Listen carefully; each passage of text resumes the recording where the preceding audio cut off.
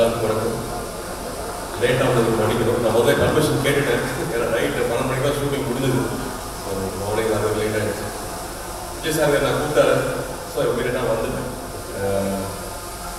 ரொம்ப நல்ல விஷயம். எப்பவுமே வந்து ஹெல்த் சம்மந்தமான விஷயமா இருந்தாலும், குழந்தைகள் சம்மந்தமான விஷயமா இருந்தாலும் நான் கண்டிப்பாக இருக்கணும்னு நினைப்பேன்.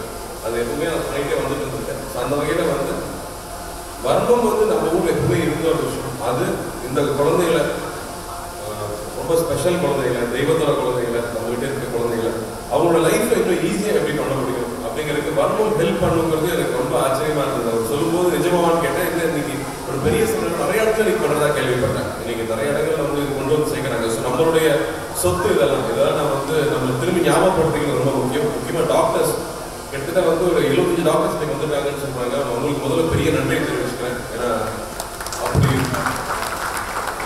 டாக்டர் ஆகிறதுன்னு முடிவு பண்ணிட்டாலே அது லைஃப் லாங் அது கொண்டு வரலாம். அது தொழிலாக பார்க்கவே முடியாது. ஸோ டாக்டர்ஸ் முதல்ல என்னுடைய வாழ்த்துக்கள் தெரிவிச்சுக்கிறேன். அதே மாதிரி சென்னைனால இன்னைக்கு வாலண்டியர்ஸ்க்கு பேர் போனதாகிடுச்சு. இன்னைக்கு ஒரு சில்ட்ரனோட வாலண்டியர்ஸ் இங்கே ஜாஸ்தியாக இருக்காங்க போது இன்னும் சந்தோஷமா இருக்கு. ஸோ நம்ம மட்டுமே நினைக்காம நம்ம சுற்றி இருக்க நல்லா இருக்குன்னு நினைக்கிற எண்ணம் வந்து இப்போ நம்ம ஊரில் ஜாஸ்தியாகிட்டே வருங்கிறது எனக்கு ரொம்ப ரொம்ப சந்தோஷமா இருக்கு.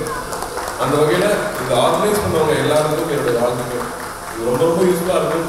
பேரண்ட்ஸ்க்கு சொல்லித்தரது தான் இன்னும் எக்ஸலண்ட் இந்த விஷயத்தில். ஏன்னா அப்பா அம்மாவை விட ஒரு பெட்டராக ஒரு குழந்தை யாருமே பார்த்துக்க முடியாது. அவங்களுடைய நாலேஜை இன்க்ரீஸ் பண்ணுறதுக்கு இந்த வர்ணத்தை சொல்லிக் கொடுக்குறது, அவங்க மறுபடியும் இந்த பயிற்சி எடுக்கிறது. நான் இன்னும் ஒரே விஷயம் கேட்டுக்கிறேன்னா, இன்னைக்கு அவங்க கற்றுக்கிட்டு போனாலும் அந்த ஒரு செஷன் பத்தாது.